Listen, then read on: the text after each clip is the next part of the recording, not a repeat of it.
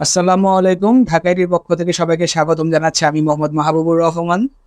আজকে একটা খুব ইম্পর্টেন্ট একটা বিষয় নিয়ে কথা বলবো, সেটা হচ্ছে ফ্রিল্যান্সিং। মানে ফ্রিল্যান্সিং এ আসলে আপনারা কিভাবে আসতে পারেন এবং কিভাবে আসলে বা কিভাবে আপনারা প্রসিডিউরে আগালে আপনারা সফলতা অর্জন করতে পারবেন বা ফ্রিল্যান্সার হতে পারবেন।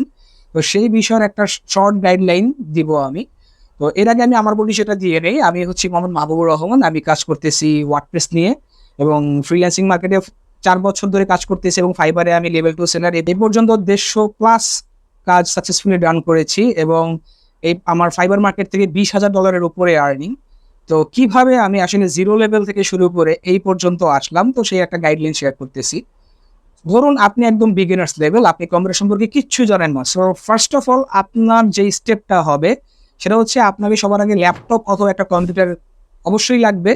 কারণ ডিভাইস ছাড়া আপনি কখনোই প্র্যাকটিস করতে পারবেন না, এটা আপনার লাগবে।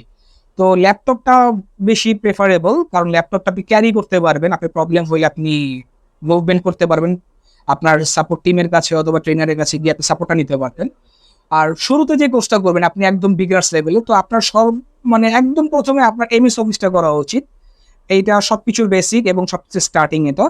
এবং এমএস অফিসে আপনাকে এমএস ওয়ার্ড, এক্সেল, পাওয়ার পয়েন্টের খুব ভালোভাবে কাজ জানতে হবে। এছাড়া পাশাপাশি জিমেইল ইউজ করা, ড্রাইভ ইউজ করা, ফাইল শেয়ারিং করা এবং ইন্টারনেট থেকে কোনো কিছু সার্চ দিয়ে বের করা, এগুলো খুব ভালোভাবে জানতে হবে।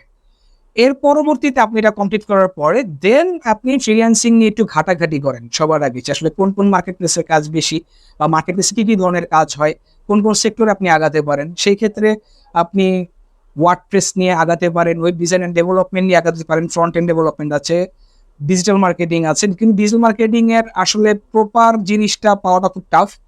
এছাড়া গ্রাফিক ডিজাইন আছে, এই সকলগুলি আপনি স্টার্টিং হিসেবে আগাতে পারেন।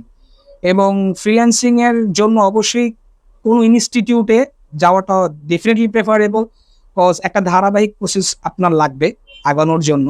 এবং ইনস্টিটিউট বাছাইয়ের ক্ষেত্রে যেই জিনিসটা আপনারা বিবেচনা করবেন যে আসলে তারা ফ্রিল্যান্সিং করতেছে কিনা, কারণ একজন যদি ইনস্টিটিউটে যে ইনস্ট্রাক্টর আছে সে যদি ফ্রিল্যান্সিং না করে বা শুধু ফ্রিল্যান্সার না হয়, তাহলে সে আপনাকে কখনোই ফ্রিল্যান্সার বানাতে পারবে না।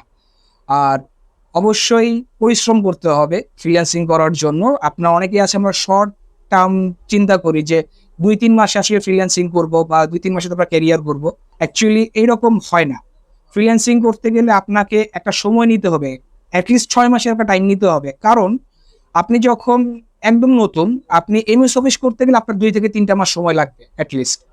বা এরপরে যদি আপনি খুব ভালোভাবে অ্যাক্টিভ থাকেন তাহলে ২ মাসে হয়ে যাবে। এরপরে হচ্ছে যদি আপনি ফ্রিল্যান্সিং এর কোর্সগুলো করেন, ফ্রিল্যান্সিং এর কোর্স ৩ মাস, ৪ মাস, ৬ মাস বা দীর্ঘমেয়াদ ব্যাপী কোর্স আছে। কিন্তু যখনই আপনি কোর্স করবেন দেখবেন যে কোর্সটা করতেছেন খুব ভালোভাবে মনোযোগ দিয়ে করতে হবে, সময় দিতে হবে। প্রতিদিন ২ থেকে ৩ ঘন্টা সময় আপনাকে দিতে হবে। প্র্যাকটিস করতে হবে। অ্যাসাইনমেন্টগুলো আপনার ইন্সট্রাক্টরের অ্যাসাইনমেন্টগুলো ঠিকঠাকভাবে জমা দিতে হবে এবং পাশাপাশি আস্তে, আস্তে মার্কেট প্লেস আপনার কাজ স্টার্ট করতে হবে। ঠিক আছে? এভাবে আপনি আস্তে, আস্তে রেজাল্ট পাবেন। সো আজকে একটু শর্ট ভাবে বললাম। ইনশাআল্লাহ নেক্সট ডে আমি ইন ডেপথ বলব। প্রত্যেকটা টপিক নিয়ে আলোচনা করব। ওয়েব ডিজাইন এন্ড ডেভেলপমেন্টে কিভাবে আগাবেন, গ্রাফিক ডিজাইনে কিভাবে আগানো উচিত, মানে ডিটেইলস এভরিথিং আমি বলব। তো আমাদের ফেসবুক পেজে অবশ্যই লাইক দিয়ে রাখেন এবং আমাদের ইউটিউব চ্যানেলে আপনারা সাবস্ক্রাইব করে রাখেন।